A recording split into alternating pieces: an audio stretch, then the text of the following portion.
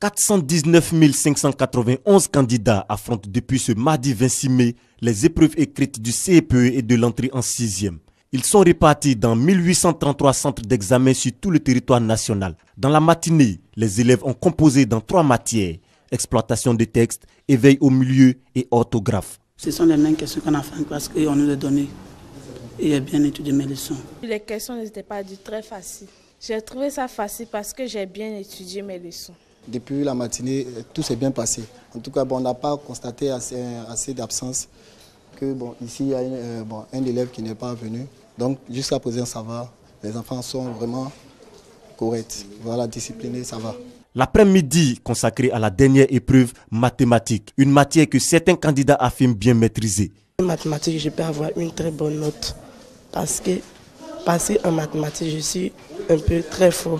Pour ce qui est maintenant une tradition, la ministre de l'Éducation nationale et de l'enseignement technique s'est rendue dans des centres d'examen de la commune de Bingerville. Objectif, se rendre compte du bon déroulement des épreuves. Nous sommes à un moment très important de notre calendrier scolaire.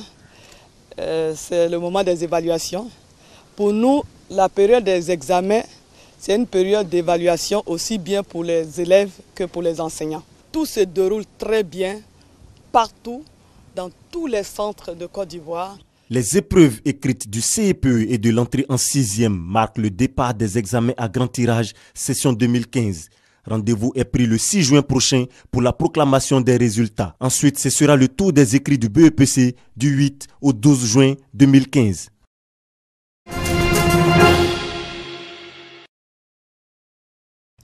Pendant de nombreuses années, les habitants de Sanguinet, ville de la région du Tonkpi, peinaient à avoir de l'eau potable pour satisfaire leurs différents besoins. Souvent, les femmes se déplaçaient pour aller à au moins 1 kilomètre. Il y a une source d'eau. Chaque mois, nous, on met de l'eau de javel dedans. Et souvent, il y a les bêtes dedans. Fatigant. 2015 sonne l'année de la délivrance. Un château d'eau, dont du président de la République, est inauguré. Une journée de reconnaissance est alors organisée par les filles et fils de Sanguinet. Ado Noué. Noué Yacouba, c'est le mot par excellence qui veut dire merci. Merci à Alassane Ouattara. Alassane Ouattara a promis qu'il donne de l'eau à Sanguinet. Et ces choses sont faites aujourd'hui. Le président de la République a aussi permis à la majorité de nos populations à revenus faibles de bénéficier du vaste programme d'abonnement à la source de scie au tarif social de 20 000 francs. Parrain de cette cérémonie, Gilbert Koné Kafana prône le rassemblement autour de la politique du président Alassane Ouattara. Il s'agit donc par ces actions, parce qu'il a toujours été dit, sans union, sans paix, il ne peut pas avoir de développement. Et vous avez devant vous, nous avons avec nous le champion du développement. Et donc il nous appartient de nous rassembler autour de lui pour qu'il accomplisse l'œuvre qu'il a décidé de faire pour la Côte d'Ivoire. De l'eau potable, un ouf de soulagement pour les populations de Sanguinet. Reste à faire face à la question du réseau électrique qui présente encore des insuffisances.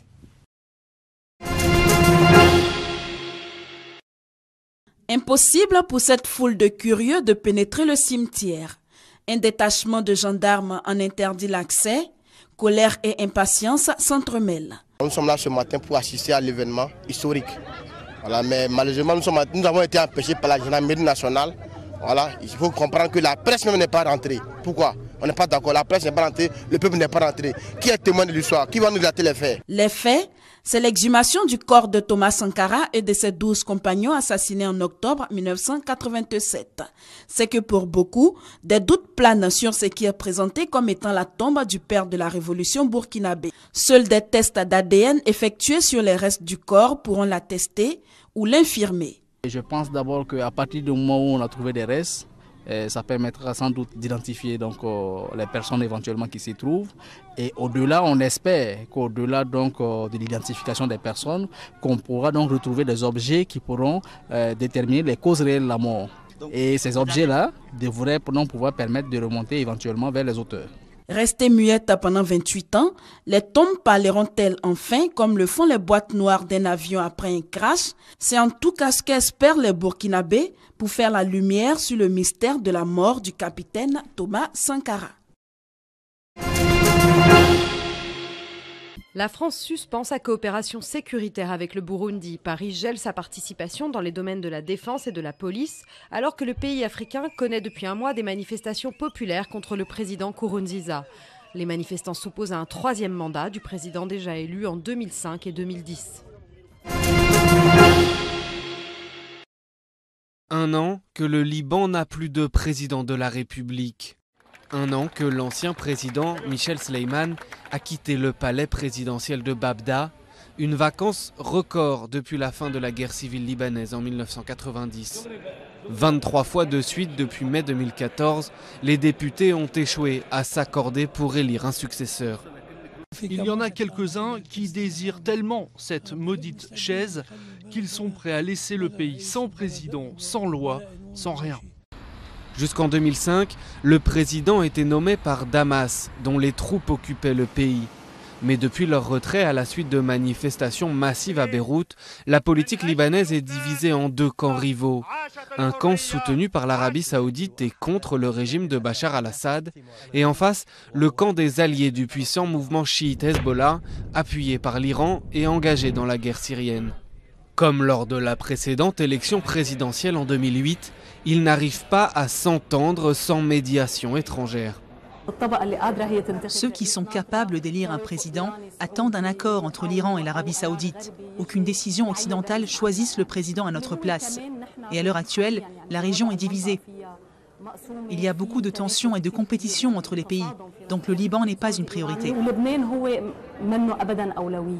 Le président libanais est traditionnellement chrétien maronite, dans un pays multiconfessionnel où les postes politiques sont répartis entre les communautés. Depuis la fin de la guerre, l'essentiel des pouvoirs est passé au Premier ministre et le président garde des prérogatives honorifiques.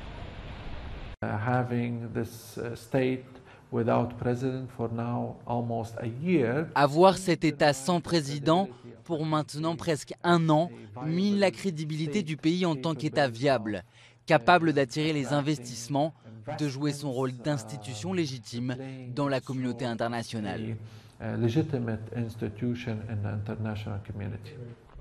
Le Liban fait face aux difficiles répercussions du conflit syrien, notamment à un afflux massif de plus d'1 million de réfugiés, près du quart de la population du pays. Et face aux divisions accrues de la politique libanaise, il a plus que jamais besoin d'une figure de rassembleur.